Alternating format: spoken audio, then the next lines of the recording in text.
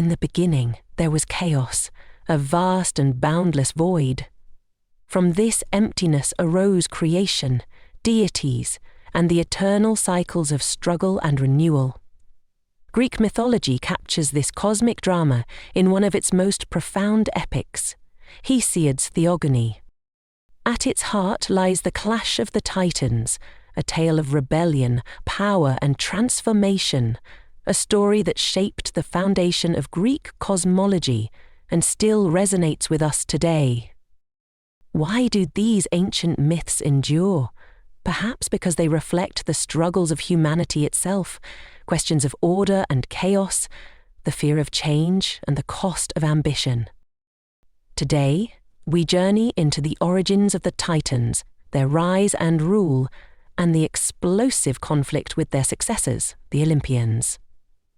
It's a saga that has echoed through art, literature, and even modern storytelling. But to truly understand this clash, we must begin where all stories do, at the beginning. Imagine a world untouched by time, a formless abyss where chaos reigns supreme. From this void, the first deities emerged, shaping the cosmos itself, and with them came the Titans.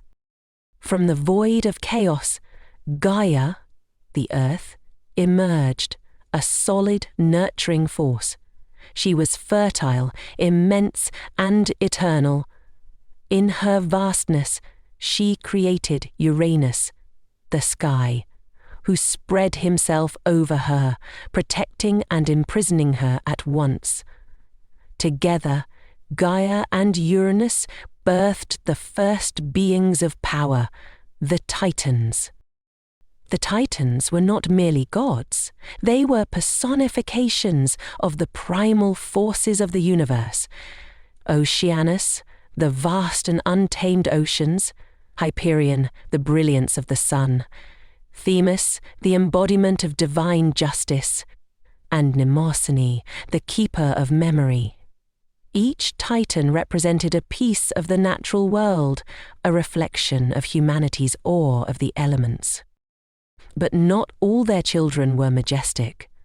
Gaia and Uranus gave birth to the monstrous Cyclopes, giants with a single piercing eye, and the Hecatoncheires, beings so immense and grotesque that they defied understanding.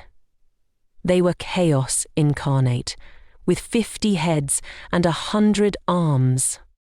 Uranus, horrified by their form, cast them into Tartarus, a deep, dark abyss, far beneath the earth.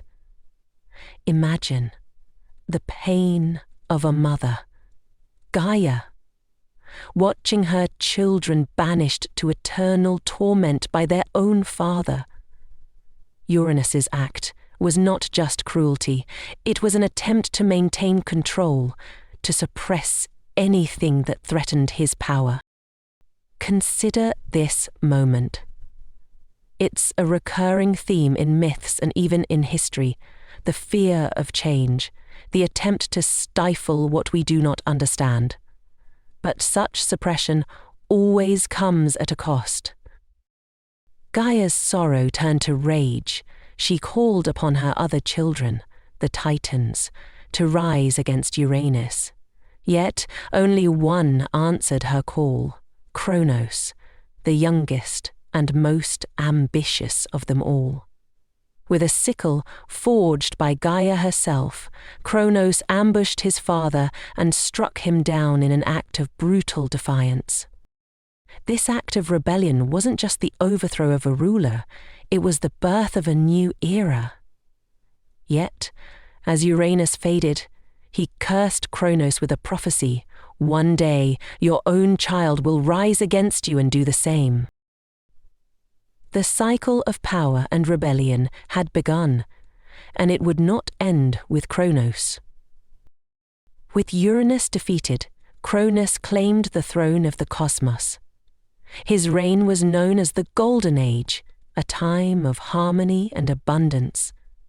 Humanity lived without toil, hunger, or suffering. A paradise ruled by the Titans. But peace can be fragile, especially when built on fear. Kronos could not forget his father's curse. The prophecy haunted him, whispering in his mind.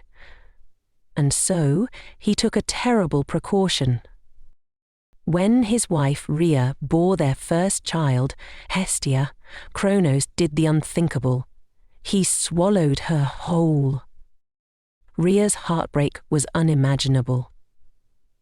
One by one, her children, Demeter, Hera, Hades, Poseidon, were consumed by their father. Kronos believed he had outwitted fate, but he had sown the seeds of his own undoing. Rhea, desperate to save her youngest child, devised a daring plan.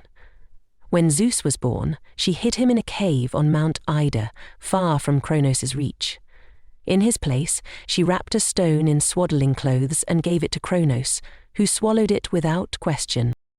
Meanwhile, Zeus grew strong in secret, preparing for the day he would challenge his father and fulfill the prophecy. At last, the day arrived. Zeus, now grown, confronted Kronos. With the help of Metis, the goddess of wisdom, Zeus tricked Kronos into drinking a potion that forced him to vomit up his siblings.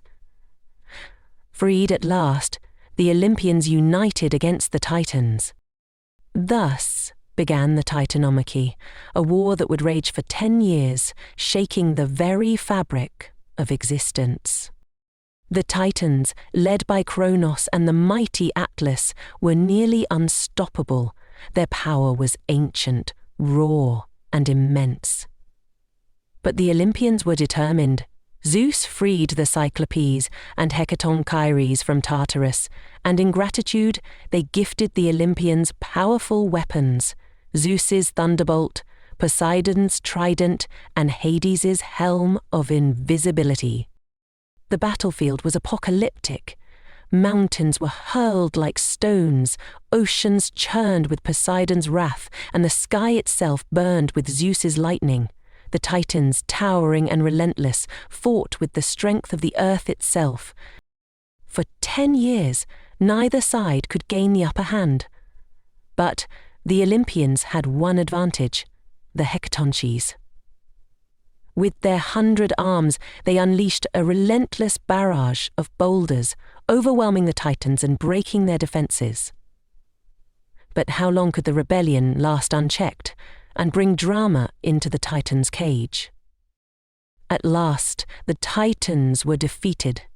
Kronos fell, and the era of the Titans came to an end.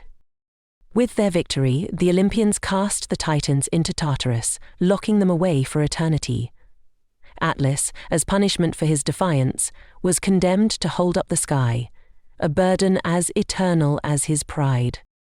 The Olympians established a new order. Zeus ruled the heavens, Poseidon governed the seas, and Hades took the underworld. It was the dawn of a new era. An era shaped by the flaws, ambitions, and virtues of the Olympians. But the Titans were not truly gone. Their legacy lived on in myths, in the stars, and in the lessons they left behind. They remind us that power is fleeting, rebellion is inevitable, and transformation